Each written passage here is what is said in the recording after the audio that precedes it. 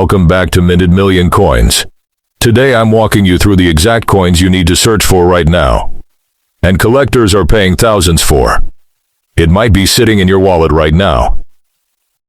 What if I told you this coin is worth more than gold?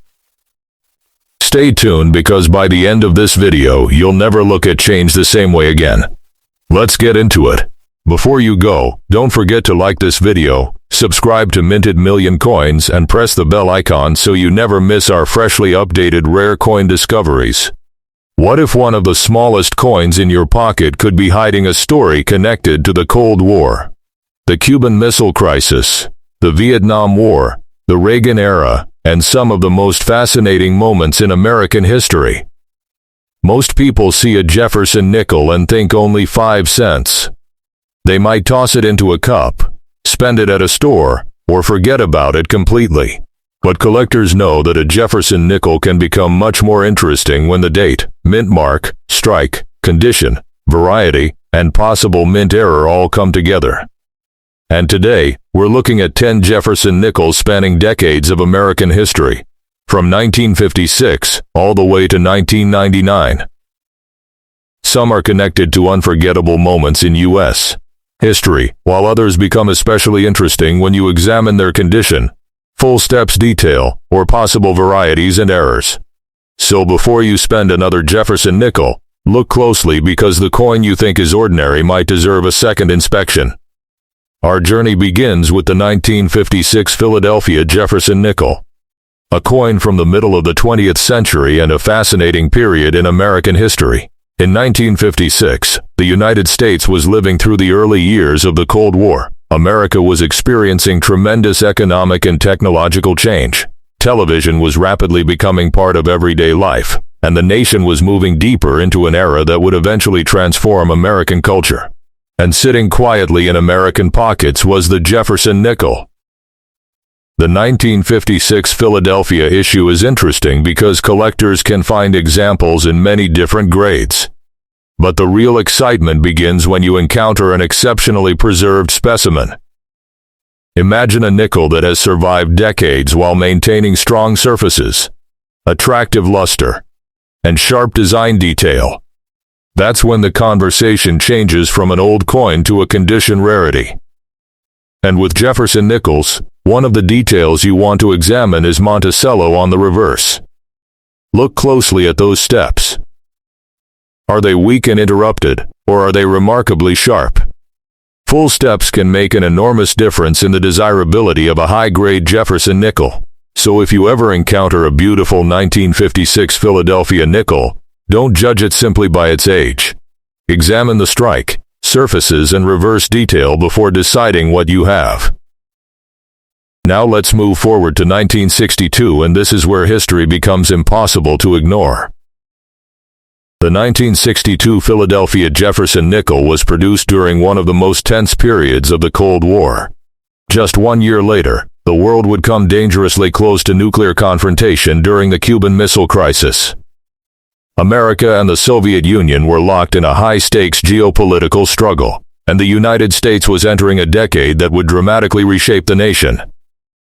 But today, when you hold a 1962 Jefferson nickel, all of that history can be sitting right there in the palm of your hand. From a collecting perspective, the key question is not simply whether the coin is old. It's whether you have an unusually high-grade survivor. An MS-67 full steps example represents an entirely different level of preservation compared with the ordinary circulated nickels most people encounter. And then there's another possibility that can make a coin even more fascinating: a genuine wrong-planchet error. If a Jefferson nickel was accidentally struck on a planchet intended for another denomination or composition, the physical characteristics can become dramatically different. But this is where caution is essential. Not every oddly colored or oddly shaped nickel is a wrong-planchet error. Genuine mint errors require careful examination and authentication. So if your 1962 Philadelphia nickel looks unusual, don't clean it, don't alter it, and don't assume it's valuable simply because it looks different. Investigate first. Next comes the 1964 Philadelphia Jefferson Nickel, and this coin has one of the most interesting stories in our entire lineup. At first glance, 1964 doesn't sound like a particularly mysterious year. In fact, the year is famous for enormous production of Jefferson Nickels. But here's the paradox. A coin can have a huge mintage and still become extremely interesting in exceptional condition. That's the difference between rarity and condition rarity. Millions of coins may have been produced, but how many survived with extraordinary surfaces, a powerful strike, and exceptional full steps detail? That number can be dramatically smaller. Now imagine finding a 1964 Philadelphia nickel with elite preservation, and then discovering evidence that appears to suggest doubling. That's when your investigation becomes even more interesting. But remember, true double die varieties and ordinary mechanical doubling are not the same thing. A genuine double die results from the die-making process and has specific diagnostic characteristics. A random-looking shelf-like appearance on letters isn't enough. If your 1964 nickel appears to show genuine doubling, compare it carefully with trusted references and consider professional attribution before making any claims about rarity or value. Now we move into the 1970s, and our next coin is the 1970 Jefferson Nickel from Denver. This is a coin from an America defined by the Vietnam War, political tension, social change, and a rapidly changing economy. Imagine someone receiving this nickel in change during that era. They probably had no idea that decades later collectors would be studying these same coins under magnification, looking for exceptional preservation, sharp strikes, varieties, and errors. The 1970D becomes particularly interesting when you encounter an exceptionally high-grade example with full steps. On an ordinary circulated nickel, the Monticello steps can be worn and difficult to distinguish. On a superbly struck coin, those steps can be remarkably clear. That's one of the first things you should check. And then comes the wrong-planchet possibility. A genuine wrong-planchet error can be one of the most dramatic mint mistakes because the coin may have been struck on metal intended for something completely different.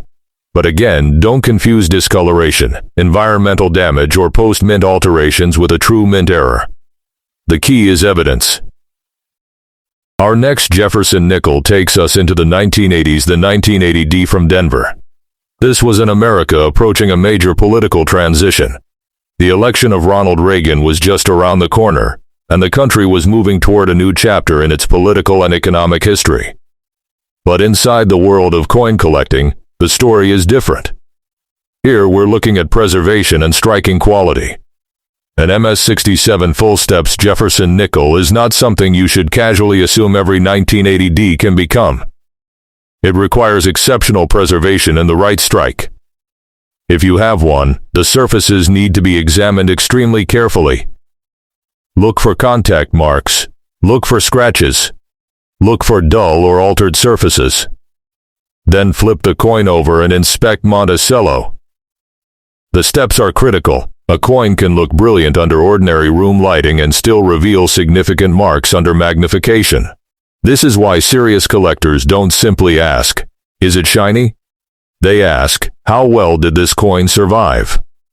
And now we arrive at 1981P.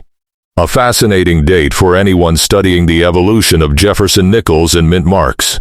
Philadelphia's use of the P mint mark on circulating coins began in the late 1970s. So the 1981P is part of that relatively early period of visible Philadelphia mint identification.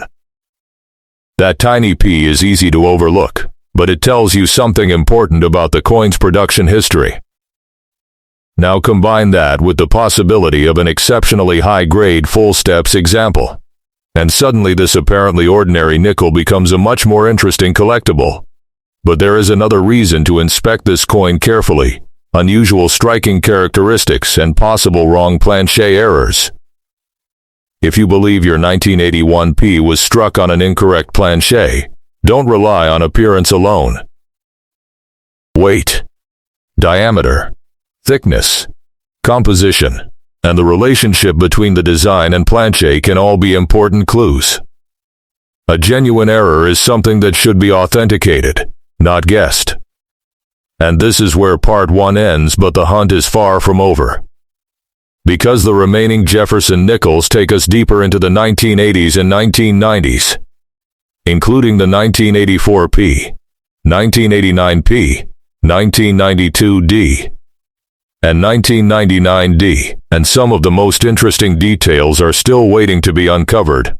So don't go anywhere, because when we continue, we'll look at what makes these later Jefferson Nickels worth a much closer examination and why the final coin takes us right into the Y2K era. Now let's continue our Jefferson Nickel journey with the 1984P, a coin from an unforgettable year in American history. The United States was in the middle of a fascinating period. The 1984 Summer Olympics were held in Los Angeles. Ronald Reagan was seeking re-election, and the decade was moving rapidly toward a new technological era. Yet once again, a small Jefferson nickel could quietly carry a piece of that history. The 1984P is particularly interesting when collectors begin looking at high-grade examples and possible double die characteristics. If you see what looks like doubling on the lettering or date, stop and examine it carefully. True double dies can be collectible, but the appearance must match the diagnostics of a recognized variety. Don't assume every blurry edge or secondary-looking impression is a double die. The difference can be extremely important. And if you have a superbly preserved example with strong full steps, that adds another layer to the investigation. Under magnification, the coin can reveal details that the naked eye completely misses. Our journey now reaches 1989P.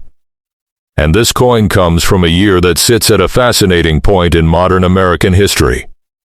In 1989, the world was changing dramatically. The Berlin Wall would fall, symbolizing the collapse of a political division that had defined the Cold War era. America was entering the final decade of the 20th century, and technology and culture were changing at an incredible pace. But the 1989P Jefferson Nickel was still being produced as an everyday 5-cent coin. That's what makes collecting so fascinating. At the time, nobody knew which ordinary coins would later become objects of serious study. If you have a 1989P, inspect the coin for strong surfaces, sharp details, and any unusual characteristics. Pay special attention to the reverse and the full steps area. If your coin appears exceptionally clean and sharply struck, it may be worth closer examination than a normal circulated example. Next comes the 1992D Jefferson Nickel, and now we're firmly inside the final decade of the 20th century. This was the year Bill Clinton won the presidential election, beginning a new chapter in American politics. The early 1990s were also a period of rapid technological development and cultural change. Yet the coin in your hand is a small physical reminder of that era. The 1992D may not look ancient, but that's exactly why condition can be so important. A relatively modern coin can be common in circulation while becoming much more interesting in unusually high grades. Search for strong luster, clean fields, sharp lettering, and especially strong full steps. And if you're examining a coin for a possible mint error, don't jump to conclusions.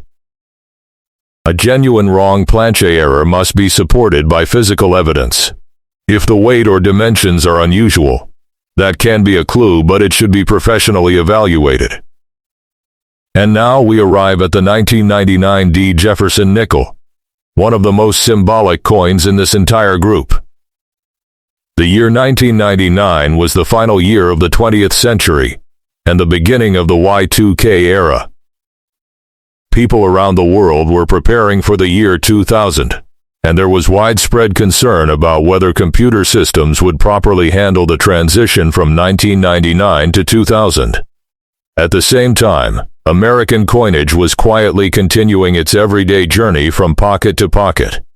The 1999D Jefferson Nickel might look incredibly ordinary today, but collectors know that modern coins can still become interesting when they survive in exceptional condition or display genuine mint errors. Look carefully at the surfaces. Check the strike, inspect the steps beneath Monticello, and search for unusual characteristics. If you encounter a coin that appears to have been struck on the wrong planchet, that could be an exciting discovery, but only if the evidence supports it. Now let's step back and look at what these 10 Jefferson Nickels have taught us. The dates range from 1956 to 1999. They cross from the middle of the Cold War through the Cuban Missile Crisis, the Vietnam War era, the Reagan years, the fall of the Berlin Wall, the Clinton election, and the Y2K period. In other words, these aren't just pieces of metal. They are miniature historical time capsules. Every date represents a moment when America looked different from the country we know today. But here's the most important lesson. Age alone does not make a Jefferson nickel valuable. A coin's value can depend on rarity, condition, strike quality, recognized varieties, genuine mint errors, certification, and collector demand. That's why a common date nickel in extraordinary condition can sometimes be far more interesting than an older coin that has been heavily circulated and damaged. And if you're hunting for these coins yourself, there are several things you should always check. First, identify the exact year. Second, look for the mint mark and understand where it should appear for that date. Third, examine the surfaces under good lighting. Fourth, inspect the reverse, especially the steps of Monticello. Fifth, look for genuine doubled die characteristics rather than ordinary damage or mechanical doubling. Sixth, if you suspect a wrong-planchet error, compare the coin's weight, dimensions, and composition with a normal example. And finally, if your coin appears truly exceptional, consider professional authentication and grading. Most importantly, don't clean it. This is one of the biggest mistakes new collectors make. They find an old coin, think it looks dirty, polish it, scrub it, or use chemicals to make it shine. But original surfaces are important. Cleaning can permanently change the appearance of a coin and may seriously hurt its collector appeal. If you think you've discovered something special, leave the coin exactly as you found it, and get professional advice. And here's the question I want you to ask yourself. How many Jefferson Nickels have passed through your hands without you ever looking closely? Think about it. You've probably received them at stores. You've probably dropped them into drawers. Maybe you've got a jar filled with old change. Maybe there's an inherited collection sitting in a box somewhere. Maybe your parents or grandparents saved coins decades ago. And among all of those ordinary-looking pieces, there could be a Jefferson nickel with a date you recognize, a mint mark you didn't notice, unusually sharp full steps, or a genuine minting variety that deserves further research. That's why coin hunting is so addictive. You never know what you're going to find. A 1956 Philadelphia nickel can take you back to the Cold War era. A 1962 Philadelphia nickel can remind you of the tense world surrounding the Cuban Missile Crisis. A 1964 Philadelphia nickel shows us that enormous production doesn't necessarily eliminate the possibility of condition rarity. A 1970 D takes us into the Vietnam War era. The 1980 D brings us into the beginning of the Reagan era. The 1981 P represents an early chapter in Philadelphia's modern mint mark history. The 1984 P takes us into the Olympic era and a major American election year. The 1989 P comes from the dramatic year when the Berlin Wall fell. The 1992 D comes from the year of Clinton's election. And the 1999 D takes us directly into the final moments of the 20th century and the Y2K era. 10 nickels, 10 dates, decades of American history, and potentially dozens of reasons to inspect them carefully. But remember, don't let an exciting headline convince you that every example is automatically worth thousands of dollars. The real treasure is in identifying the exact coin, confirming its variety or error, determining its condition, and comparing it with reliable market evidence. A certified MS-67 full steps coin is a very different object from an ordinary circulated example of the same date. A genuine doubled die is different from damage. A real wrong-planchet error is different from discoloration. And an authentic auction result is different from a random online asking price. That's the difference between simply owning an old nickel and actually understanding what you have. So tonight when you check your coin jar, don't just look for something old. Look for something unusual. Turn those Jefferson Nickels over. Study Monticello. Look at the steps. Check the date. Find the mint mark. Examine the lettering. Look for unusual doubling. Watch for signs of a genuine mint error. And if something makes you stop and say, "Wait a second, this doesn't look normal," that's when you should pay attention. Because sometimes the most exciting discovery isn't the coin you expected to find. It's the coin you almost ignored. And that is the real magic of Jefferson Nickels. They're small enough to disappear into your pocket, common enough to be overlooked, and familiar enough that most people never give them a second glance. But every once in a while, one of those 5-cent coins can tell a completely different story. So before you spend that Jefferson nickel, check it. Before you clean it, stop. Before you sell it, research it.